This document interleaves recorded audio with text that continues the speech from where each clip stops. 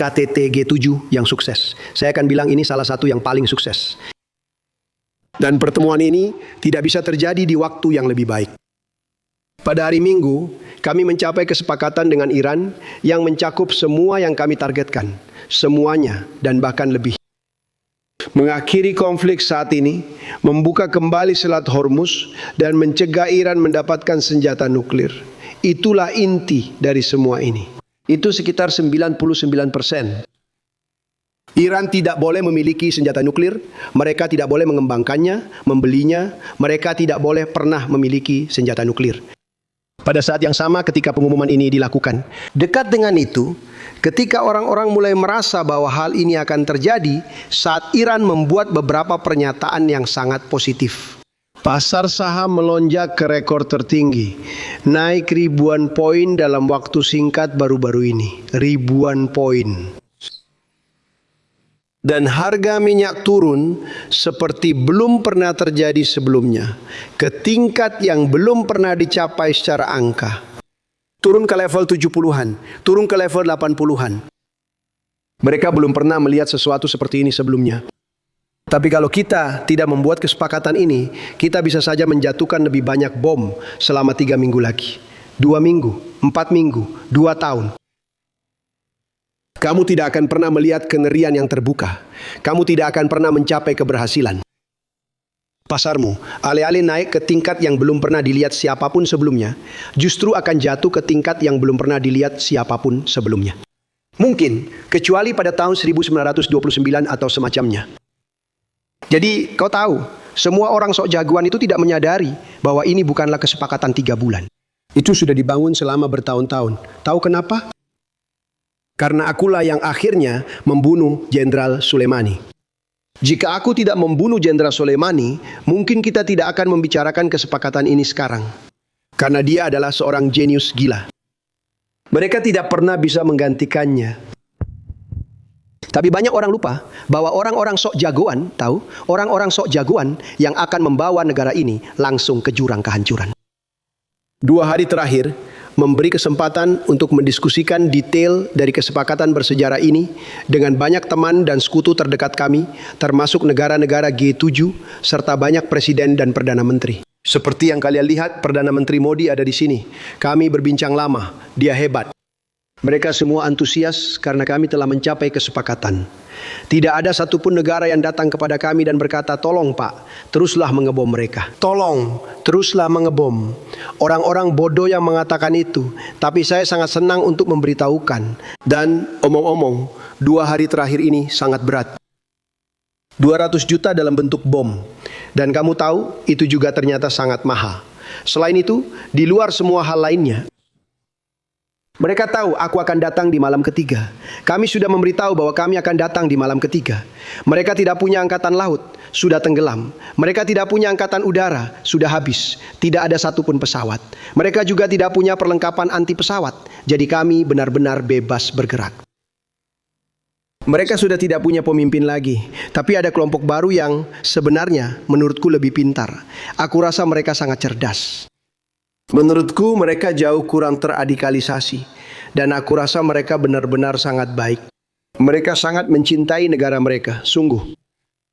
Kamu tahu, kamu bicara soal perubahan rezim, tidak ada yang mengatakannya. Tapi menurutku memang itu maksudnya.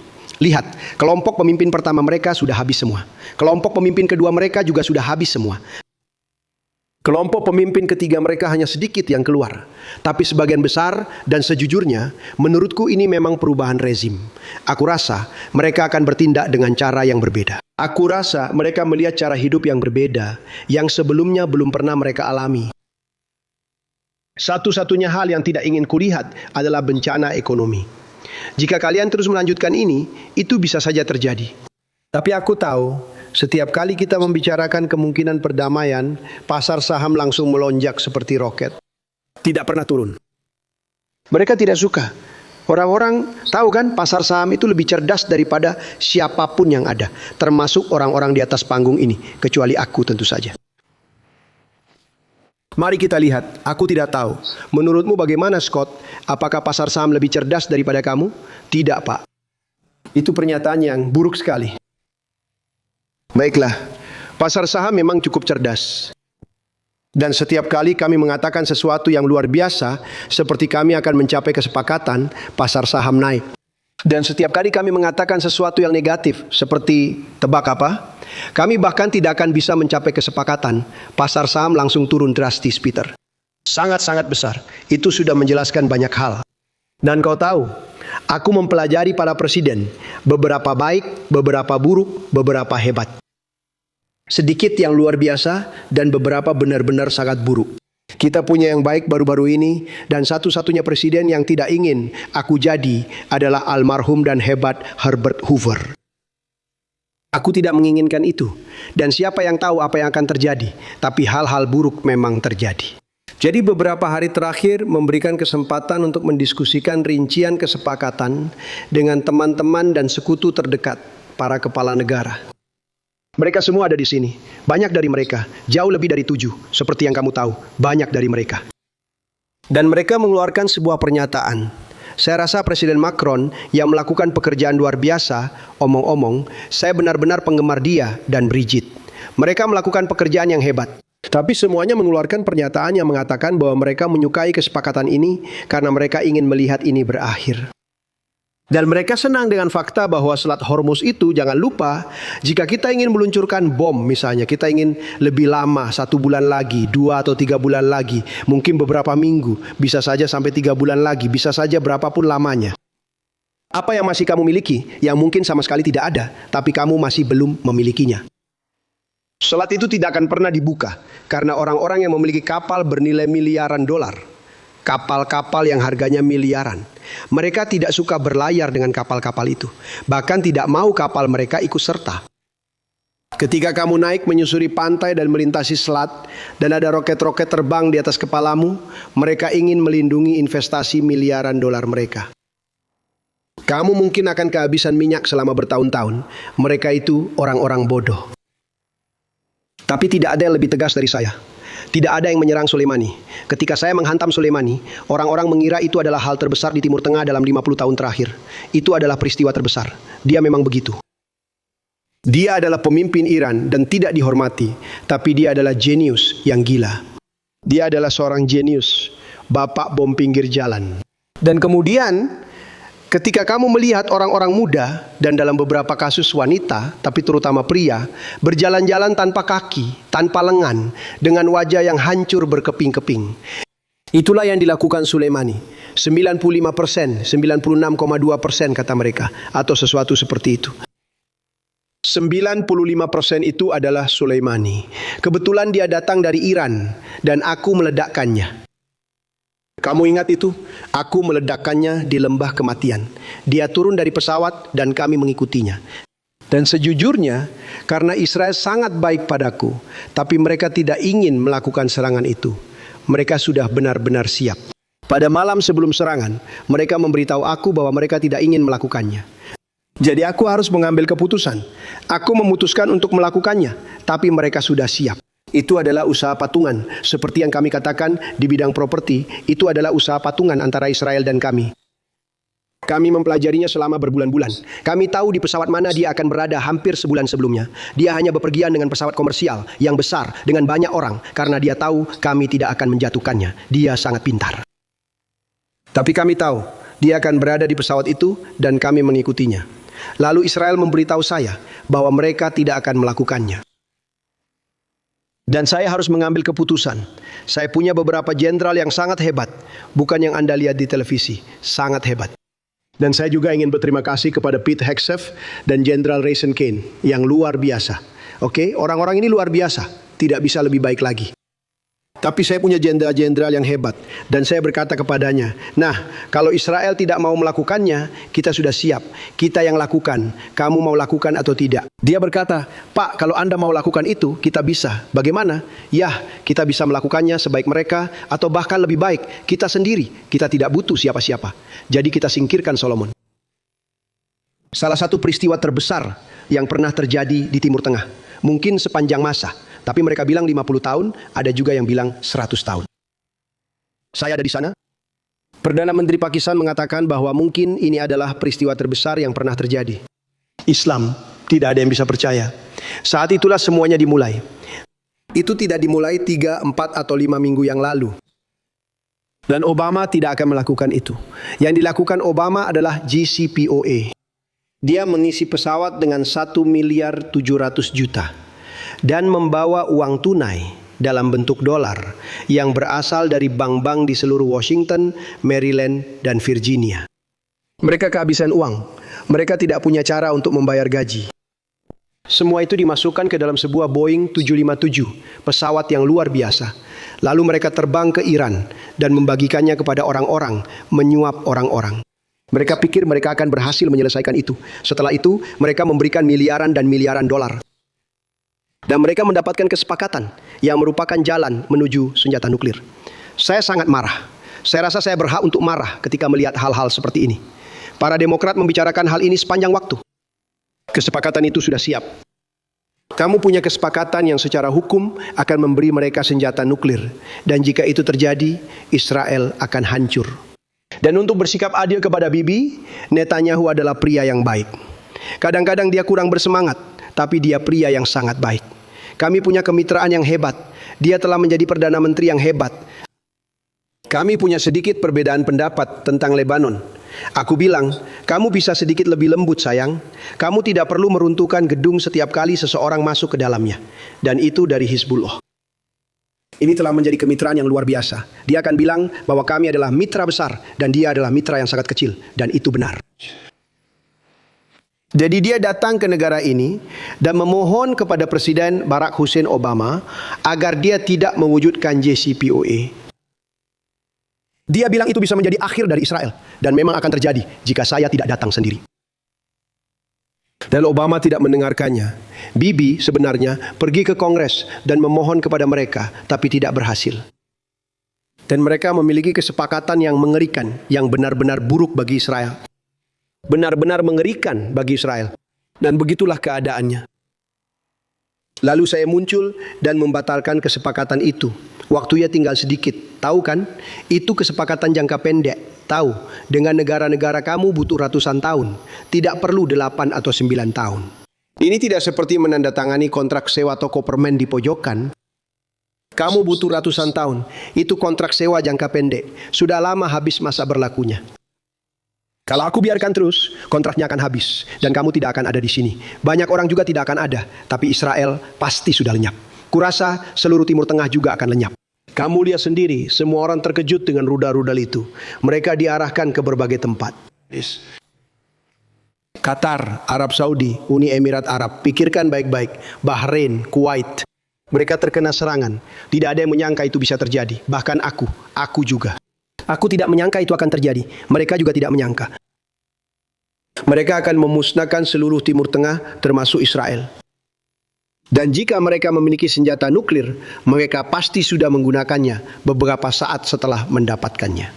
Jadi saya benar-benar mempersulit mereka ketika saya mengakhiri bencana yang dibuat oleh Barack Hussein Obama.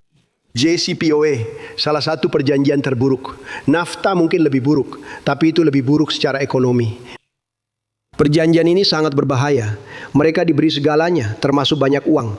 Sesuatu yang tidak kami berikan, omong-omong. Kalau kamu masih ragu, kami akan membagikan ini untuk kamu baca dan lihat. Dan ini adalah nota kesepahaman. Jika ini tidak selesai dalam 60 hari tidak apa-apa, kita kembali mengebom. Kamu tahu, aku sebenarnya tidak ingin melakukan itu karena ini sangat baik. Tapi mungkin kita harus melakukannya karena kita tidak akan pernah membiarkan mereka memiliki senjata nuklir. Tapi mereka setuju untuk tidak melakukannya. Dan Anda akan melihat itu dengan sangat jelas di dalam perjanjian. Jadi, tahap kedua adalah mereka sedang membangun atau memperkaya material seperti yang mereka katakan. Saya menyebutnya debu nuklir. Mereka memperkaya material itu di bawah pegunungan granit. Granit, bagi mereka yang tidak bekerja di bidang konstruksi, granit adalah batu yang sangat kuat, yang terkuat. Tidak seindah marmer, tapi jauh lebih kuat. Jauh lebih tahan lama, jauh lebih kuat, seperti granit baru yang saya pasang di tangga Gedung Putih yang menuju ke ruang oval dari granit hitam. Diklasifikasikan untuk 1.000.000 tahun atau lebih. Tidak ada marmer yang diklasifikasikan seperti itu. Marmer diklasifikasikan untuk 100 tahun jika digunakan di luar ruangan. Jadi itu adalah pegunungan granit. Dan B2 datang dan menghantam saluran ventilasi itu dalam gelap pada jam 1 pagi di malam tanpa cahaya bulan. Mereka punya balok yang naik sangat tinggi di segala sisi. Orang-orang itu benar-benar melakukan pekerjaan yang luar biasa. Lalu mereka dikritik oleh beberapa anggota pers seperti CNN karena mungkin dianggap tidak menyebabkan kerusakan yang cukup besar. Dan ternyata kerusakannya jauh lebih besar.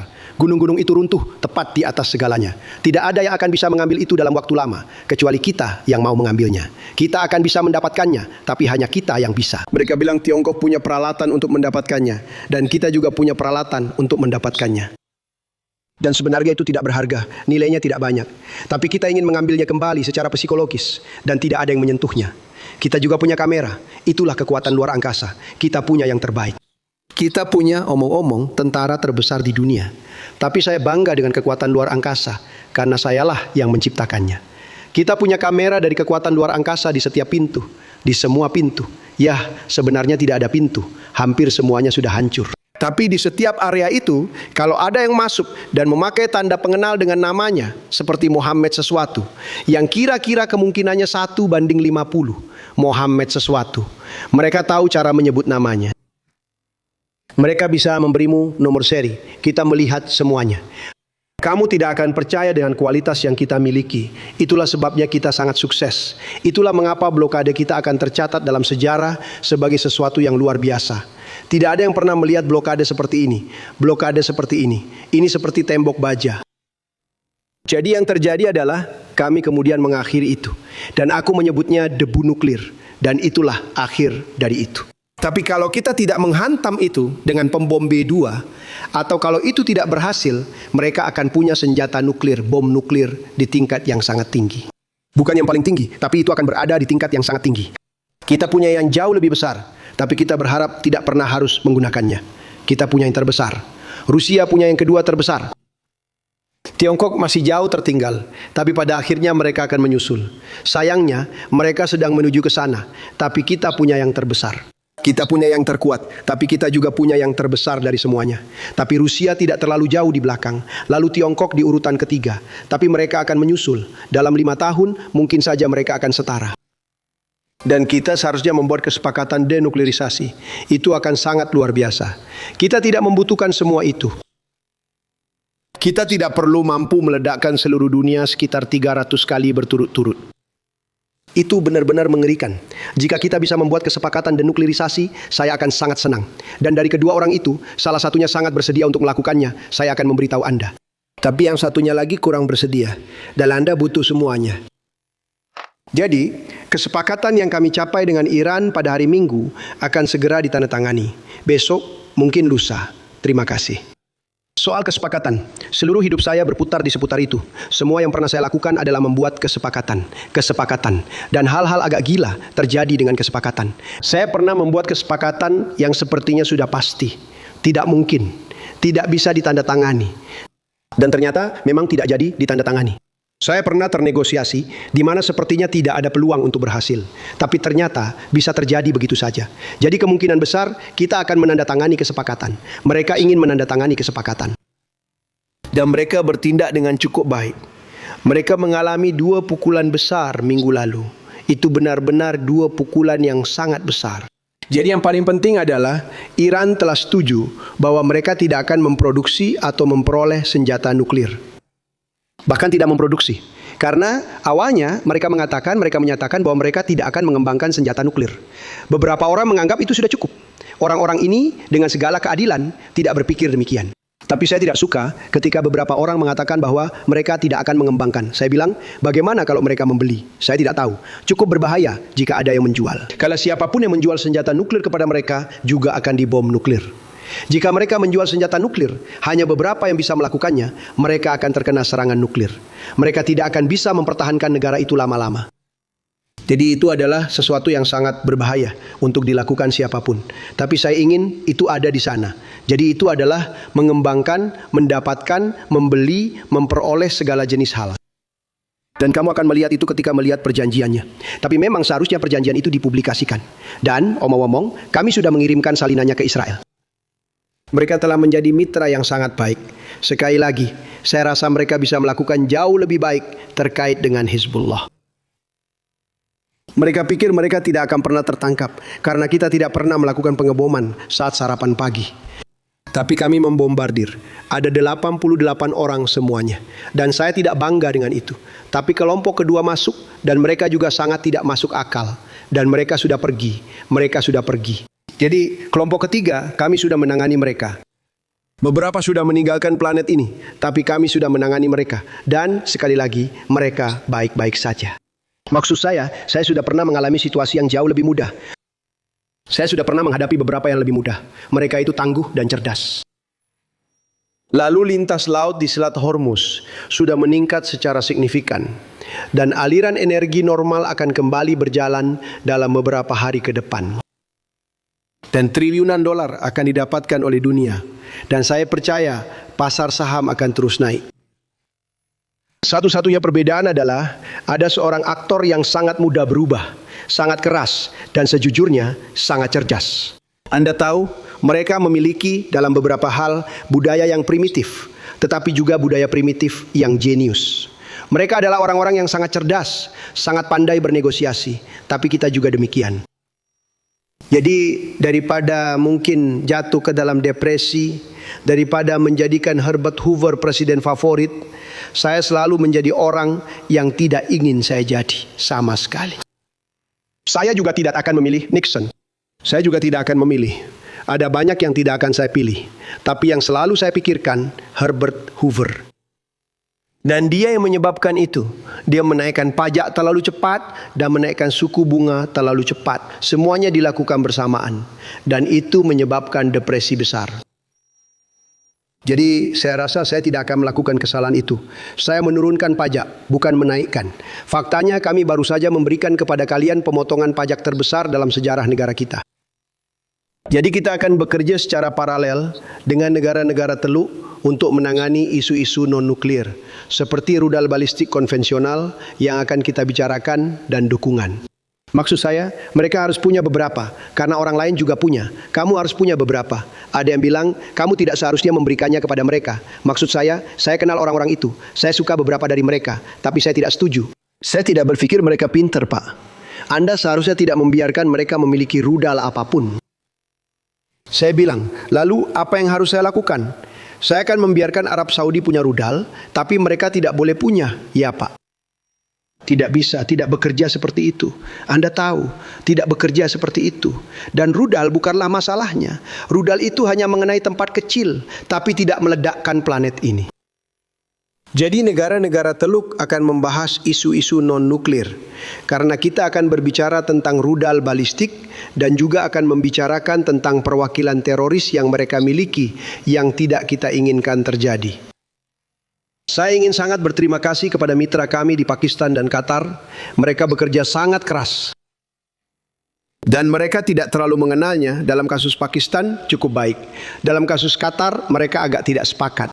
Dan tahu kan, Qatar itu luar biasa karena letaknya persis di sebelahnya. Ketika saya terbang dari sana, dari tempat itu ke Arab Saudi, saya terbang selama 40 menit.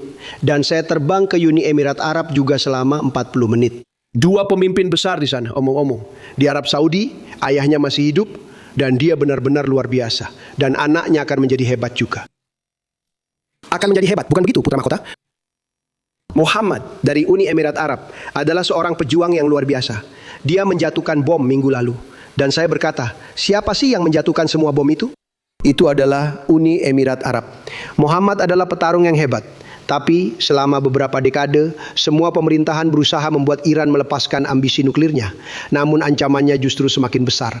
Kata-kata semakin besar dan semakin kuat, tapi tidak pernah ada yang terjadi. Dan Iran menjadi semakin kuat dan semakin keras. Jika kita tidak meledakkan mereka pertama kali dan kemudian menghancurkan senjata-senjata itu, mereka akan menjadi tak terhentikan. Seharusnya dulu sudah melakukan apa yang saya lakukan sekarang. Dan apa yang saya lakukan sekarang seharusnya sudah dilakukan bertahun-tahun yang lalu. Akan jauh lebih mudah, jauh lebih sedikit kekuatan senjata. Tapi tidak begitu. Dan sekali lagi, saya ingin berterima kasih kepada semua negara itu, kepada Israel dan kepada Bibi Netanyahu.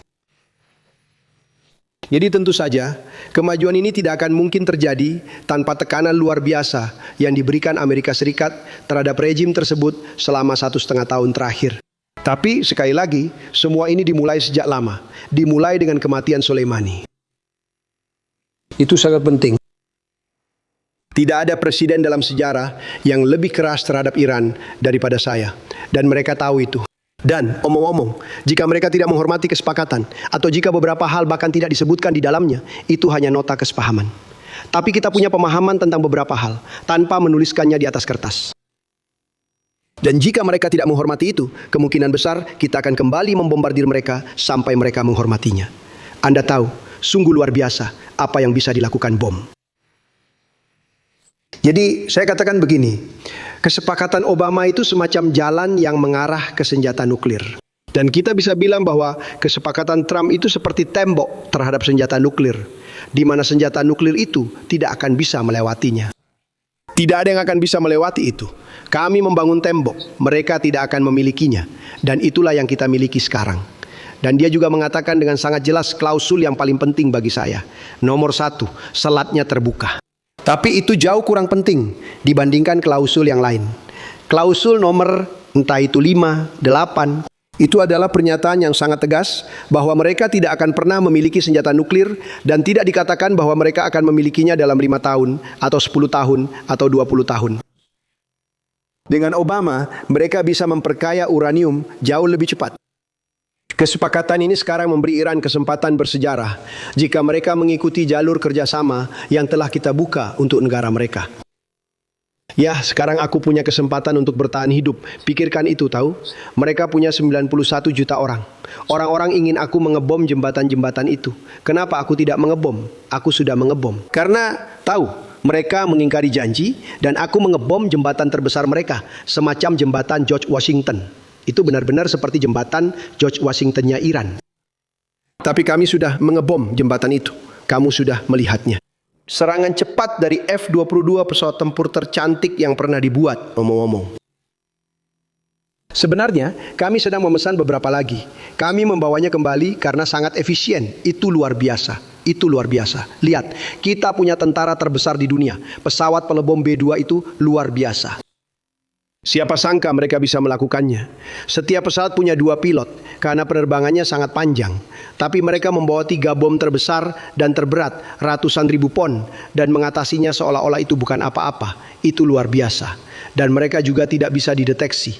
Mereka terbang ke Iran sepenuhnya. Pikirkan itu, benar-benar tanpa terdeteksi. Sekarang Iran sedang menunggu mereka. Mereka sedang menunggu mereka dan mereka tidak pernah melihat mereka. Jam 1 pagi, mereka tidak pernah melihat mereka. Mereka itu siluman. Dan kami baru saja memesan 22 lagi. Versi terbaru dan yang sudah ditingkatkan menurutku lebih baik. Saya tidak tahu bagaimana caranya kamu bisa menjadi lebih baik. Tapi seperti yang saya sampaikan kepada para pemimpin dunia di sini minggu ini, harapan saya adalah bahwa perjanjian damai ini menjadi awal dari kesepakatan yang jauh lebih besar di mana-mana.